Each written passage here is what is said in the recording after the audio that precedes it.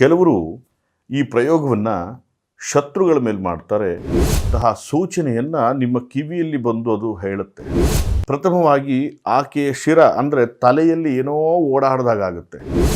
ಒಂದೊಮ್ಮೆ ಬೆನ್ನತ್ರ ಓಡಾಡುತ್ತೆ, ಒಂದೊಮ್ಮೆ ಹೊಟ್ಟೆಯಲ್ಲಿ ಓಡಾಡುತ್ತೆ, ಒಂದೊಮ್ಮೆ ಎದೆಯಲ್ಲಿ ಓಡಾಡುತ್ತೆ. ಎಷ್ಟೋ ಜನ ಹೇಳ್ತಾರೆ, ನಮಗೆ ರಾತ್ರಿ ನಿದ್ರೆ ಬರ್ತಾ ಇಲ್ಲ ಗುರುಗಳೇ, ಮಲಗಿದ್ರೆ ಏನೋ ಒಂದು ಶರೀರದ ಮೇಲೆ ಬಂದು ಬಿದ್ದಾಗುತ್ತೆ, ಅದರೊಟ್ಟಿಗೆ ಸಂಘರ್ಷ ಮಾಡ್ತಾ ಇರ್ತೇವೆ, ಕೂಗಿದ್ರೆ ಕೇಳಲ್ಲ, ಮತ್ತೊಬ್ಬರಿಗೆ ಕೈಕಾಲು ಎತ್ತೋದಕ್ಕಾಗಲ್ಲ. ನಮಸ್ಕಾರ, ನಾನು ನಿಮ್ಮ ಪ್ರಧಾನ ತಾಂತ್ರಿಕ್ ವಾಸುದೇವ್. ಇಂದಿನ ಬಹಳ ವಿಶೇಷವಾದಂಥ ಎಪಿಸೋಡ್ ನಿಮಗಾಗಿ.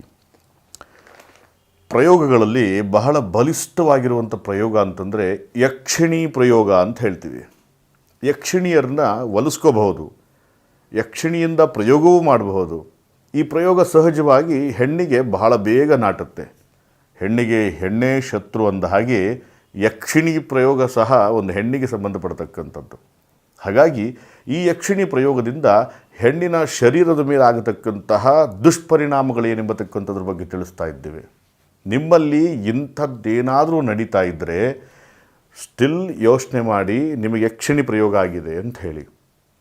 ಏನು ಅದರ ಪರಿವರ್ತನೆಗಳು ನಿಮ್ಮ ಶರೀರದ ಮೇಲೆ ಆಗತಕ್ಕಂಥದ್ದು ತಿಳಿಸ್ತಾನೆ. ಇದು ಬಹಳ ಮುಖ್ಯವಾಗಿರುವಂಥ ಪ್ರಯೋಗ. ಕೆಲವರು ಈ ಪ್ರಯೋಗವನ್ನು ಶತ್ರುಗಳ ಮೇಲೆ ಮಾಡ್ತಾರೆ. ಬಲಿಷ್ಠವಾಗಿ ಹೆಣ್ಣಿಗೆ ಹೆಣ್ಣೇ ಶತ್ರು ಎಂಬತಕ್ಕಂತಹ ರೀತಿಯಲ್ಲಿದ್ದಾಗ ಇವರುಗಳ ಮೇಲೆ ಈ ಪ್ರಯೋಗ ನಡೆಯುತ್ತೆ.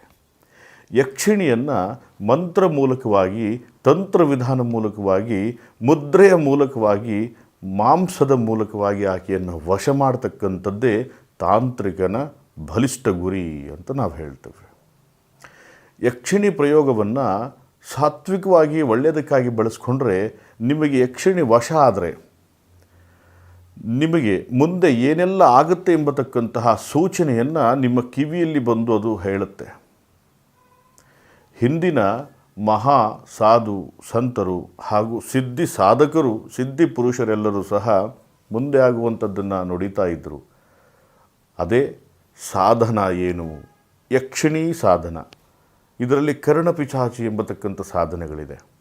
ಅದರ ಬಗ್ಗೆ ನಾನು ಮುಂದಿನ ದಿನ ನಿಮಗೆ ಹೇಳ್ತಾ ಹೋಗ್ತೇನೆ. ಯಕ್ಷಿಣಿಯನ್ನು ವಶ ಮಾಡಿಕೊಂಡ್ರೆ ಮುಂದೆ ಆಗತಕ್ಕಂಥದ್ದನ್ನು ಹೇಳುತ್ತೆ. ಒಬ್ಬರ ಮನೆಯಲ್ಲಿ ಏನಾಗುತ್ತೆ ಎಂಬತಕ್ಕಂಥದ್ದು ಬಂದು ಅವನಿಗೆ ತಿಳಿಸುತ್ತೆ, ಅದರ ಪರಿಹಾರ ಮಾರ್ಗಗಳನ್ನು ಹೇಳುತ್ತೆ. ಯಕ್ಷಿಣಿ ಒಂದು ರೀತಿಯಲ್ಲಿ ನಾವು ಬೆನ್ನಿಗೆ ಕಟ್ಕೊಂಡಂತಹ ಬೇತಾಳ ಇದ್ದ ಹಾಗೆ. ಈ ಬೇತಾಳವನ್ನು ಪ್ರಯೋಗಾತ್ಮಕವಾಗಿ ಹೆಣ್ಣಿನ ದೇಹದ ಮೇಲೆ ಪ್ರಯೋಗ ಮಾಡಿದಾಗ ಅವರ ಶರೀರದಲ್ಲಿ ಇದು ಪ್ರವೇಶ ಆಗುತ್ತೆ. ಇದು ಅತಿ ಹೆಚ್ಚಾಗಿ ಕೆಲವೊಂದಷ್ಟು ಕೆಂಪು ನೀರಿನಿಂದ ಮಾಡ್ತಕ್ಕಂಥ ಪ್ರಯೋಗ. ಕೆಂಪು ನೀರು ಅಂತಂದರೆ ಅದು ರಕ್ತಕ್ಕೆ ಸಂಬಂಧಪಡ್ತಕ್ಕಂಥದ್ದು. ಸೊ ಕೆಂಪು ನೀರಿನಿಂದ ಮಾಡ್ತಕ್ಕಂತಹ ಈ ಪ್ರಯೋಗವನ್ನು ಶತ್ರುಗಳ ಮೇಲೆ ಮಾಡಿದಾಗ ಅವರ ಆಕಾರಗಳನ್ನು ಮಾಡಿಕೊಂಡು ಯಾವ ಭಾಗ ಶರೀರದಲ್ಲಿ ನಾಶವಾಗಬೇಕು ಎಂಬತಕ್ಕಂಥದ್ದಿರುತ್ತೆ.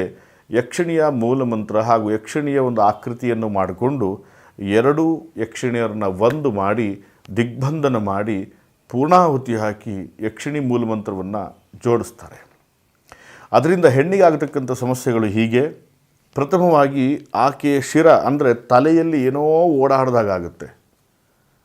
ತಲೆಯಲ್ಲಿ ಏನೋ ಓಡಾಡ್ತಿದೆ, ಒಂದು ರೀತಿಯಲ್ಲಿ ತಲೆ ಜುಮ್ ಜುಮ್ ಅನ್ನುವಂತಹ ಒಂದು ಪ್ರಯೋಗಾತ್ಮಕವಾಗಿ ನಡೆಯುತ್ತೆ. ರಾತ್ರಿ ಮಲಗಿದಾಗ ನಿದ್ರೆ ಬರೋದಿಲ್ಲ, ಬರೀ ಒದ್ದಾಟ, ಶರೀರದೊಳಗಡೆ ಏನೋ ಓಡಾಡ್ತಿದೆ ಎಂಬತಕ್ಕಂತಹ ಫೀಲ್ ಆಗುತ್ತೆ. ಒಂದೊಮ್ಮೆ ಬೆನ್ನತ್ರ ಓಡಾಡುತ್ತೆ, ಒಂದೊಮ್ಮೆ ಹೊಟ್ಟೆಯಲ್ಲಿ ಓಡಾಡುತ್ತೆ, ಒಂದೊಮ್ಮೆ ಎದೆಯಲ್ಲಿ ಓಡಾಡುತ್ತೆ. ಹೆಣ್ಣಿನ ದೇಹದಲ್ಲಿ ಯಕ್ಷಿಣಿ ಪ್ರಯೋಗ ತೊಂದರೆ ಕೊಡುವಂಥದ್ದು ಒಂದು ಬೆನ್ನಿನ ಭಾಗ, ಎರಡನೇದು ಮೂತ್ರ ಭಾಗ, ಮೂರನೇದು ತಲೆಯ ಭಾಗ. ಇಂಥ ಭಾಗಗಳಲ್ಲಿ ನಿಮಗೆ ಸಮಸ್ಯೆಗಳಾಗ್ತಿದ್ರೆ ಸತ್ಯ ಪ್ರಮಾಣ ನಿಮಗೆ ತಂತ್ರ ಪ್ರಯೋಗಗಳಾಗಿದೆ ಎಂದರ್ಥ. ಇವತ್ತು ಎಷ್ಟೋ ಜನ ಹೇಳ್ತಾರೆ, ನಮಗೆ ರಾತ್ರಿ ನಿದ್ರೆ ಬರ್ತಾ ಇಲ್ಲ ಗುರುಗಳೇ, ಮಲಗಿದ್ರೆ ಏನೋ ಒಂದು ಶರೀರದ ಮೇಲೆ ಬಂದು ಬಿದ್ದಾಗುತ್ತೆ, ಅದರೊಟ್ಟಿಗೆ ಸಂಘರ್ಷ ಮಾಡ್ತಾ ಇರ್ತೇವೆ, ಕೂಗಿದ್ರೆ ಕೇಳಲ್ಲ, ಮತ್ತೊಬ್ಬರಿಗೆ ಕೈಕಾಲು ಎತ್ತೋದಕ್ಕಾಗಲ್ಲ. ಇನ್ನೊಂದಷ್ಟು ವಿಷಯಗಳು ಹೇಳ್ತಾರೆ, XYZ, ಅದನ್ನು ಯಾವುದನ್ನು ನಾನು ವಿವರಣೆ ಕೊಡಲಿಕ್ಕೆ ಸಾಧ್ಯವಿಲ್ಲ. ಇಂಥ ಘೋರ ನಿಗೂಢ ಸಮಸ್ಯೆಗಳಿಂದ ಭಾಳಷ್ಟು ಜನ ಇವತ್ತು ಅನುಭವಿಸ್ತಾ ಇದ್ದಾರೆ. ಅವರ ಶರೀರದ ಹೊಟ್ಟೆಯ ಭಾಗದಿಂದ ಹಿಡಿದು ಬೆನ್ನ ಭಾಗದಿಂದ ಹಿಡಿದು ತಲೆಯ ಭಾಗದವರೆಗೂ ಸಹ ಇದು ಸಂಚರಿಸುತ್ತೆ ಮಿಂಚಿನ ಆಕಾರದಲ್ಲಿ, ಅಥವಾ ಏನೋ ಓಡಾಡ್ತಿದೆ ಎಂಬಂಥ ಫೀಲ್ ಆಗುತ್ತೆ. ಅದು ಇನ್ನೊಬ್ರಿಗೆ ಹೇಳಿದ್ರು ಸಹ ಇವರು ಮೆಂಟಲ್ ಅಂತ ಹೇಳಿ ಡಿಸೈಡ್ ಮಾಡ್ತಾರೆ.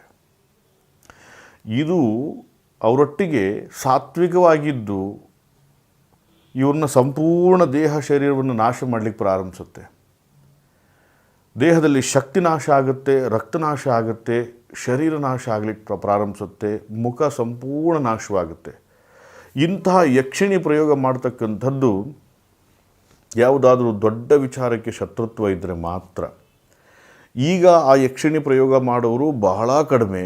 ಇಂತಹ ಪ್ರಯೋಗಗಳಿಂದ ವ್ಯಕ್ತಿಯ ಹಾಗೂ ಶತ್ರುವಿನ ನಾಶ ಹಾಗೂ ಸಂಹಾರಕ್ಕಾಗಿ ಅವರು ವೆಯ್ಟ್ ಮಾಡ್ತಿರ್ತಾರೆ.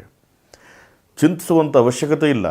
ಇಂಥ ಘೋರ ನಿಗೂಢ ಸಮಸ್ಯೆಗಳಿದ್ದರೂ ಇದಕ್ಕೆ ಮೂಲ ಪರಿಹಾರ ಮಾರ್ಗಗಳಿದೆ. ಅಥರ್ವಣ ವೇದಕ್ಕೆ ಸಂಬಂಧಪಟ್ಟಂತಹ ಬ್ರಹ್ಮತಂತ್ರ ಭದ್ರಕಾಳಿಯ ತಂತ್ರ ಪೂಜಾ ವಿಧಿವಿಧಾನದಿಂದ ನಿಮ್ಮನ್ನು, ನಿಮ್ಮ ಶರೀರದಲ್ಲಿರತಕ್ಕಂತಹ ದುಷ್ಟಶಕ್ತಿಯನ್ನು ನಿಮ್ಮ ಮನೆಯಲ್ಲೇ ಮಂಡಲವನ್ನು ಹಾಕಿ ನಿಮ್ಮನ್ನು ಎದುರುಗಡೆ ಕೂರಿಸಿ ಅಲ್ಲೇ ಅದನ್ನು ಸುಡುವಂತಹ, ಕಿತ್ತಾಕುವಂತಹ, ಉಚ್ಚಾಟನ ಮಾಡುವಂತಹ ವಿಶೇಷವಾದ ಪರಿಹಾರಗಳನ್ನು ತಿಳಿಸ್ತವೆ. ಆಲ್ಮೋಸ್ಟ್ ನನ್ನ ಪ್ರಕಾರ ಅಬೋವ್ ಒಂದು 40-45% ಜನ ಈ ಸಮಸ್ಯೆಗಳನ್ನು ಅನುಭವಿಸ್ತಾ ಇದ್ದಾರೆ. ಕೆಲವರು ವಶೀಕರಣ ಮಾಡಲಿಕ್ಕೆ ಹೋಗ್ತಾರೆ, ಇಂಥ ಪ್ರಯೋಗ ಬಂದು ಹೊಡೆಯುತ್ತೆ. ಒಂದೊಮ್ಮೆ ವಶೀಕರಣ ಮಾಡ್ತಾರೆ, ಹಿಡಿಯಲ್ಲ. ದ್ವಿತೀಯ, ತೃತೀಯ, 4ನೇ ಸರಿ ಮಾಡುವಂಥ ಪ್ರಯೋಗವೇ ಯಕ್ಷಿಣಿ. ದಯವಿಟ್ಟು ಇಂತಹ ಸಮಸ್ಯೆಗಳಿಂದ ನೀವು ನೊಂದು ನರಳಿ ನಿಮ್ಮ ಶರೀರದ ಕೆಲವು ಭಾಗಗಳು ಹಾಳಾಗ್ತಿದೆ ಅಂತಂದರೆ ಚಿಂತಿಸುವಂಥ ಅವಶ್ಯಕತೆ ಇಲ್ಲ. ಅದಕ್ಕೆಲ್ಲ ಪರಿಹಾರದ ಮಾರ್ಗಗಳಿದೆ. ಯೋಚನೆ ಮಾಡಬೇಡಿ, ಎಲ್ಲರಿಗೂ ಒಳ್ಳೆಯದಾಗುತ್ತೆ. ಈ ವಿಡಿಯೋ ತಪ್ಪದೆ 100 ಜನಕ್ಕೆ ಕಳಿಸಿ, 1,00,000 ಜನಕ್ಕೆ ಸೇರಲಿ. ಎಲ್ಲರಿಗೂ ಒಳ್ಳೆಯದಾಗಲಿ. ನಮಸ್ಕಾರ.